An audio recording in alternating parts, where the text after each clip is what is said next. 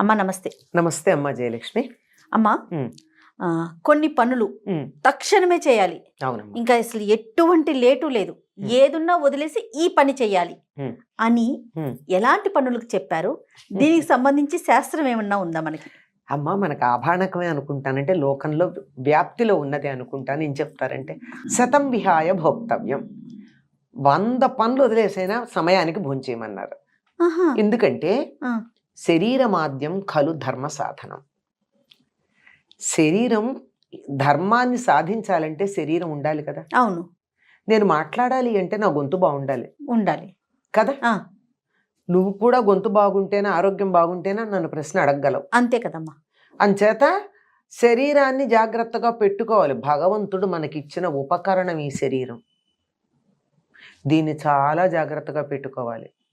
ఈ ఉపకరణాన్ని పాడు చేసుకుంటే భగవంతుడు మనకి ఇచ్చినటువంటి పనిముట్టుని చెడగొట్టాం. ఆయన ఇచ్చిన వస్తువుని పాడు చేస్తే భగవంతుడి పట్ల అపచారం చేసినట్టేనా? మనం పనిముట్లమేనా కదా? అంతే మరి. అంటే దాంతో నువ్వు పీకలు కోసావా పండు కోసావా అన్నది వేరే మాట.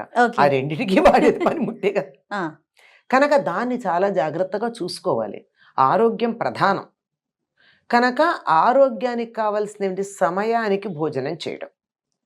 ఒకప్పుడు అందరూ ఆరోగ్యంగా ఎందుకు ఉండేవారు మన దేశంలో అంటే ప్రకృతి ఏ సమయంలో భోంచేయమని మనకి నియమాలు చెప్పిందో ప్రకృతిని అనుసరించి ఆ సమయానుగుణంగా ఆహారం తీసుకునేవారు, ఆరోగ్యంగా ఉండేవారు.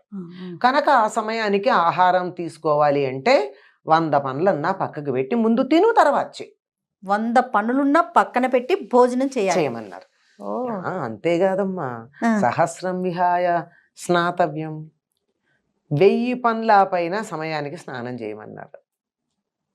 శరీరం శుచిగా ఉండడంతో పాటు స్నానం చేస్తే మనసు కూడా తేలిక పడుతుంది. చికాగ్గా ఉందనుకోండి, చాలా చికాగ్గా ఉంది, స్నానం చేస్తే తేలికైపోతుంది. పిల్లలు ఏడుస్తూ ఉంటారు అప్పుడప్పుడు, హాయిగా తీసుకెళ్లి గోరువెచ్చని నీళ్లతో వాళ్ళకి స్నానం చేయించండి, సగం చికాకు హాయిగా పడుకుంటారు. ఈ హాయి శరీరానికి మనసుకి కూడా వస్తుంది. ఎందుకు వస్తుందంటే గోరువెచ్చని నీళ్లతో స్నానం చేసేటప్పటికీ లోపల ఉండేటటువంటి టాక్సిన్స్ అన్నీ, ఆ లోపల రక్తనాళాలు ఉంటాయి కదా, ఆ రక్తనాళాలు కొద్దిగా వ్యాకోచించి ఇప్పటిదాకా చికాకు వల్ల కోపం వల్ల ముడుచుకుపోతాయట. మనకి ఇమోషనల్గా అప్సెట్ అయినప్పుడు రక్తనాళాలు కుంచుకుంటాయి. ఏడుపు కూడా అదే కదా కారణం. అంతే.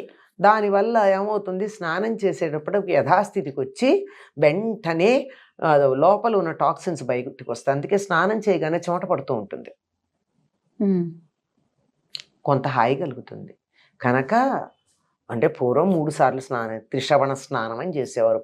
ముందర తెల్లవారుదామని చేయడం, మధ్యాహ్నం భోజనానికి ముందు చేయడం, సాయంకాలం చేయడం.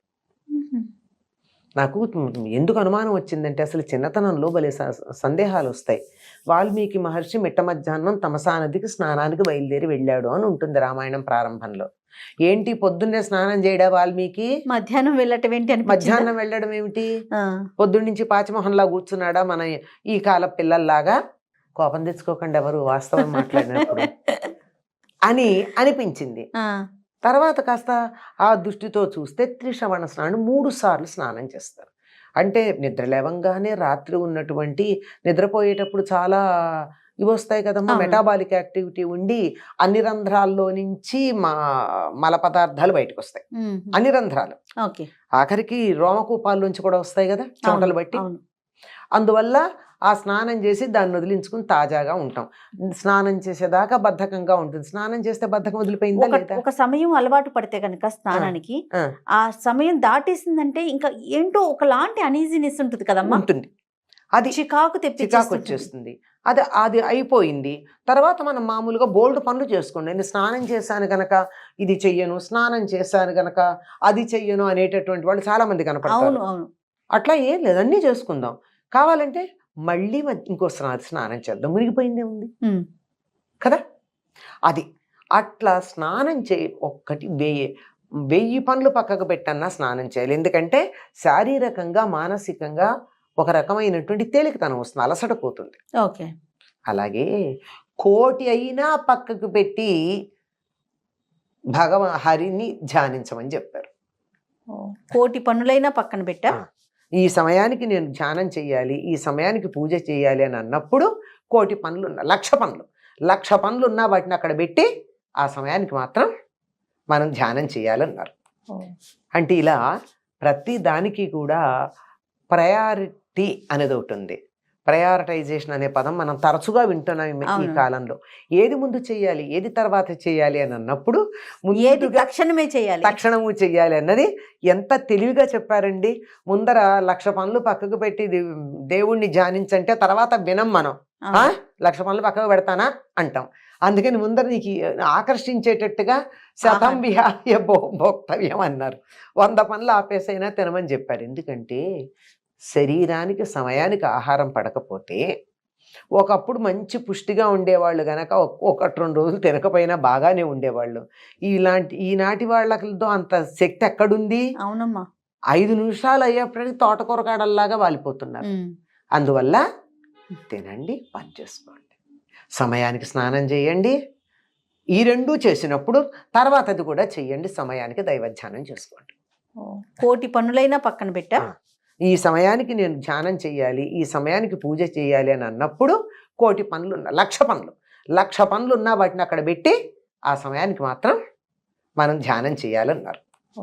అంటే ఇలా ప్రతి దానికి కూడా ప్రయారిటీ అనేది ఒకటి ఉంది. ప్రయారిటైజేషన్ అనే పదం మనం తరచుగా వింటున్నాం ఈ కాలంలో. ఏది ముందు చేయాలి, ఏది తర్వాత చేయాలి అని అన్నప్పుడు ఏది తక్షణమే చేయాలి, తక్షణము చేయాలి అన్నది ఎంత తెలివిగా చెప్పారండి. ముందర 1,00,000 పనులు పక్కకు పెట్టి దేవుణ్ణి ధ్యానించంటే తర్వాత వినం మనం. 1,00,000 పనులు పక్కకు పెడతానా అంటాం. అందుకని ముందర నీకు ఆకర్షించేటట్టుగా శతం విహాయ భోక్తవ్యం అన్నారు. 100 పనులు ఆపేసైనా తినమని చెప్పారు. ఎందుకంటే శరీరానికి సమయానికి ఆహారం పడకపోతే, ఒకప్పుడు మంచి పుష్టిగా ఉండేవాళ్ళు గనక 1-2 రోజులు తినకపోయినా బాగానే ఉండేవాళ్ళు. ఈనాటి వాళ్ళతో అంత శక్తి ఎక్కడుంది? అవునమ్మా. 5 నిమిషాలు అయ్యేప్పటికీ తోటకూరగాడల్లాగా వాలిపోతున్నారు. అందువల్ల తినండి, పని చేసుకోండి, సమయానికి స్నానం చేయండి. ఈ 2 చేసినప్పుడు తర్వాత అది కూడా చెయ్యండి, సమయానికి దైవధ్యానం చేసుకోండి. అద్భుతం. నమస్తే అమ్మా. నమస్తే అమ్మా.